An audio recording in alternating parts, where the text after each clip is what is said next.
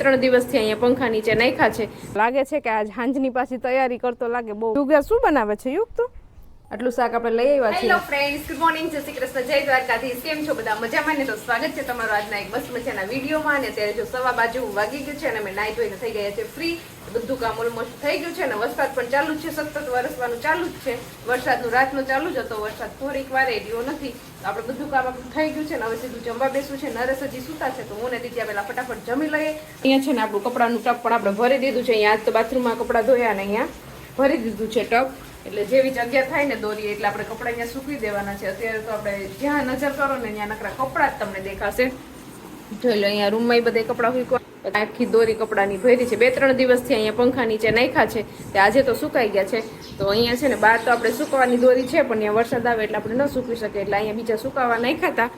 તો હવે એ કપડાને આપણે છે ને ઇસ્ત્રી મારી દઈશું. એટલે કપડાં છે ને થોડા ઘણા જે આલા લીલા હોય તો એ ઇસ્ત્રી મારી એટલે એમાં વાસ કે ગંધ કે કંઈ આવે નહીં એટલે એ કપડાં સુકાય છે. એટલે આજે આપણે એની ઇસ્ત્રી કરી નાખવાની છે અને ટબમાં ભરેલા કપડાં આપણે સૂકવી દેવાના છે. તો ઓલમોસ્ટ આપણે કામ કરી લીધું છે ને હવે થઈ ગયા છે ફ્રી. તો ચાલો આપણે પેલા ફટાફટ જમી લઈએ.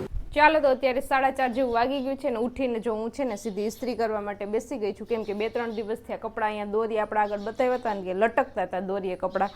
તો એ કપડામાં છે ને આપણે ઇસ્ત્રી ફેરવી નાખીએ ને તો એમાં કાંઈ આ ચોમાસાના કપડાં હોય ને તો ભીના હોય ને વાસ આવતી હોય તો એ વાસ છે ને આ ઇસ્ત્રી કરીએ ને એટલે ઉડી જાય. તો એટલા કપડાં તો આપણે ઇસ્ત્રી કરી લીધા છે. હવે આદિત્યના ને એવા છે ઝીણા ઝીણા કપડાં. તો ફટાફટ છે ને પહેલાં આપણે ઇસ્ત્રી કરી લઈએ, ત્યાં પાછો રસોઈનો પણ ટાઈમ થઈ જશે. અને દિત્યા જો બહાર છે ને નાસ્તો કરે છે, નાસ્તો કરે ને ત્યાં સુધીમાં આપણે ઇસ્ત્રી કરી લઈએ ફટાફટ. ચાલો તો હવે ઇસ્ત્રી થઈ ગઈ છે. તો હવે બધાય કપડાં છે ને આપણે જેના છે એ કબાટમાં મૂકી દઈએ. ચાલો તો અત્યારે વાગી ગયા છે 5:15 જેવું વાગી ગયું છે ને આપણે ઇસ્ત્રી કરીને આવી ગયા છીએ અગાસી ઉપર. થોડીક વાર ત્યાં નીચે ગરમી થતી હતી તો અત્યારે ખુલ્લી હવામાં ઠંડા પવનમાં પવન ખાવા માટે અગાસી આવી ગયા છીએ. અને અત્યારે છે ને અહીં મસ્ત મજાનું વાતાવરણ છે. વરસાદ તો આજ બપોર સુધી બહુ જ આવ્યો અને અત્યારે અંધાર થયો છે પાછો. જો આમ બધા વાદળા થઈ ગયા છે. અત્યારે લાગે છે કે આજ હાંજની પાછી તૈયારી કરતો લાગે બહુ કાળું કાળું થઈ ગયા છે આખા વાદળા. તો કદાચ હવે સાંજના પણ વરસાદ આવે એવી શક્યતા છે. અને મારી પાછળ જો અહીંયા દિત્યા અને યુગ શું બનાવે છે યુગ તો? Light house. યુગ અહીં લાઇટ હાઉસ બનાવે છે. અને દિત્યા તો અહીં શું કરવા આવી? દિત્યાને દિત્યાને તો રમવા સિવાય બીજું કાંઈ થોડું ઉકળે. તો એવું બધું છે. અને હવે છે ને હજી રસોઈ કરવાની બાકી છે એટલે આપણે કાંઈ તૈયારી કરી નથી. તો હવે આપણે ધીમે ધીમે જઈએ રસોડામાં અને રસોઈની તૈયારી કરી લઈએ. મને એમ છે વરસાદ આગળ જ આવી પડવાનો છે. આ બાજુ તો જો બહુ બધું કાળું કાળું છે તો ક્યાંક વરસતો હશે વરસાદ. અને વાતાવરણ જોઈ લો તમે એકદમ લીલું છમ થઈ ગયું છે અત્યારે તો. ચાલો તો અત્યારે 6 વાગી ગયા છે ને આપણે છે ને શાક ખીચડીની એવી બધી તૈયારી કરી લીધી છે. ને સવારના શાકની પણ તૈયારી કરી લીધી છે. જો આટલું શાક છે ને આટલું શાક આપણે લઈ આવ્યા છીએ. એના સવારનું શાક છે ને જો આપણે તૈયાર કરી દીધું છે એટલે સીધું વઘારવાનું જ થાય. અને અત્યારે હવે છે ને મેં દાળ બાફી છે તો દાળ વઘારવાની છે. તો ચાલો ફટાફટ છે ને આપણે દાળ વઘાર નાખીએ. ખીચડી તો બની ગઈ છે ને પછી ફટાફટ રોટલા કરી અને જમી લઈએ.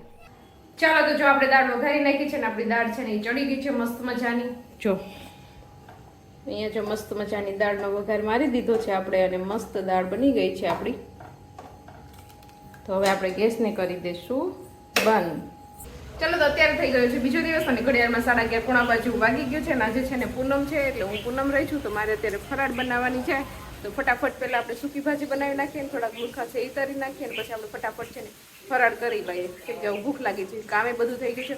અને વરસાદ જો પાછો ચાલુ થઈ ગયો છે, વરસાદ વરસવાનું ઝીણો ઝીણો વરસાદ ચાલુ જ છે.